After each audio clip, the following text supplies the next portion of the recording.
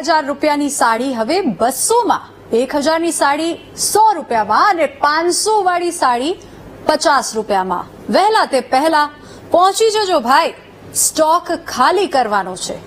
આવી ઓફર હોય ત્યાં લોકો દોડી જતા હોય છે, પરંતુ એવી ઓફર મળે કે 2000 ની કિંમતની એક સાડી માત્ર 200 રૂપિયામાં કિલોના ભાવે મળશે તો વિશ્વાસ નહીં આવતો ને?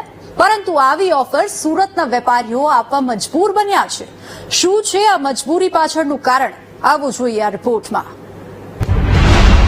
સુરતમાં કિલોના ભાવે સાડીઓનો સેલ। 2000 ની સાડી કિલોના ભાવે, કિલોના ભાવે 50, 100 અને 200 રૂપિયા।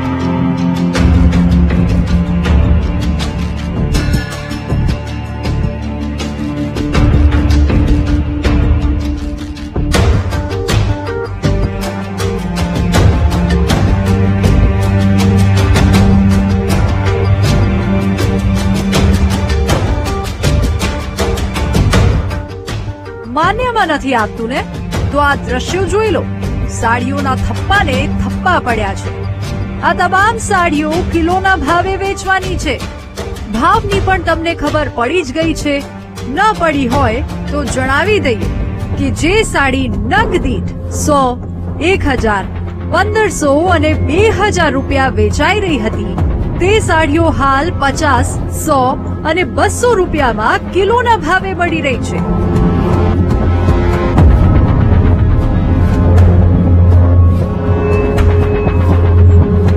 એટલે કે 200 રૂપિયામાં 2000 ની 3 સાડી। કારણ કે 2 થી 3 નંગ સાડીઓનું વજન 1 કિલો થાય છે। પરંતુ આવી ઓફર વેપારીઓએ કેમ કાઢી છે? તો તેનો જવાબ વેપારી પાસેથી જ જાણી લો। अब पानी से तो नाले की पानी और मेट्रो बन रही है, उसकी सब पानी आके खाड़ी की पानी सब भीग गई साड़ी। ये तो 20 से 25 रुपए किलो से ऊपर माल नहीं जाएगा। तो लोग वैसे भी लेना चाहते हैं, किस तरह की?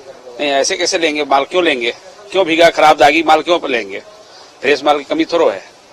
अच्छा माल लेगा आदमी ने, क्यों लेगा? बहुत लेगा तो 20-25 रुपए किलो लगा के ले लेंगे। एक थोड़ी सी बारिश क्या हुई कि सारा माल जो है वो धुप गया और सारा माल गीला हो गया, गंदा हो गया। उसके कारण व्यापारी मजबूर है आज कि वो किलो के भाव से बेच रहे हैं। कभी व्यापारी को आग के कारण आपदा का सामना करना पड़ता है, कभी थोड़ी सी बारिश के अंदर ये पानी के कारण ये आपदा का सामना करना पड़ रहा है। पता नहीं ये आपदाएं जो व्यापारी के हिस्से में क्यों आई है, ये पता नहीं ये आपदाएं कब कम होगी।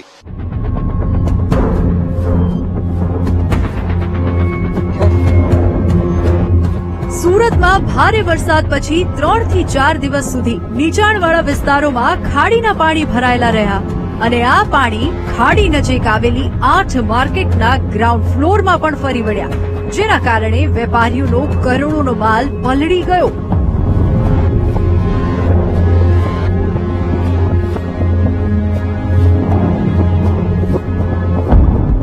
સતત પાણીમાં પડી રહેવાના કારણે સાડીઓ દુર્ગંધ મારી રહી છે।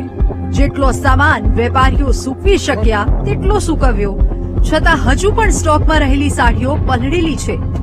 અમારી ટીમ કમેલા ગરનાળા નજીક આવેલી રઘુકુળ માર્કેટમાં પહોંચી અને જોયું તો પેક સાડીઓમાંથી પણ હજુ પાણી નીકળી રહ્યું છે। ખાસ કરીને આ જે ખાડી છે ટેક્સટાઇલ માર્કેટના વિસ્તારોમાંથી જયારે પસાર થઈ રહી હતી ને આ વખતે જયારે ખાડીનું ભયંકર પૂર આવ્યું ત્યારે આ પૂરમાં વેપારીઓએ પારાવાર નુકસાનનો સામનો કરવાનો વારો આવ્યો છે।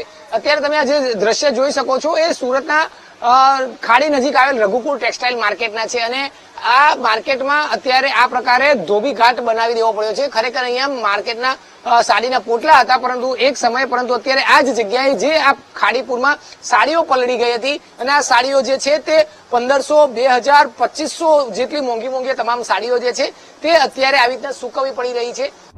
તેવામાં મોંઘી સાડીઓને હવે નંગ દીઠ વેચવી મુશ્કેલ છે, જેથી વેપારીઓએ તેને કિલોના ભાવે વેચવા કાઢી છે।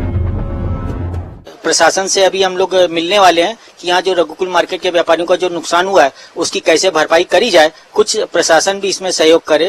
और ये जो खाड़ी की वजह से हर साल पानी आ रहा है, इसमें ये कपड़ा मार्केट में हमेशा नुकसान हो रहा है। इसके लिए भी प्रशासन से रजूआत करेंगे कि भाई इसका जल्द से जल्द निवारण किया जाए। आगे ऐसा दूसरी बार ना हो तो खाड़ी का एक निकाल आए इसके हाँ, इसके लिए हमें एसएमसी कमिश्नर से मिलना है, क्योंकि जब तक एसएमसी कमिश्नर इस मैटर में उनके पास रजुआत दी जाएगी तब तक ये मैटर हल नहीं होगा। इसमें हर साल नुकसान हो रहा है, इसके लिए एसएमसी कमिश्नर से मिलना है कि भाई ये खाड़ी की समस्या को दूर करें।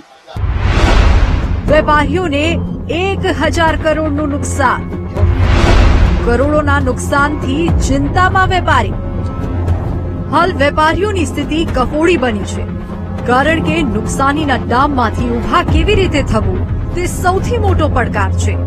તંત્રના પાપે વેપારીઓની આ હાલત થઈ હોવાનું વેપારી એસોસિએશન માની રહ્યું છે અને તંત્ર જ તેની ભરપાઈ કરે તેવી માંગ કરવામાં આવી રહી છે।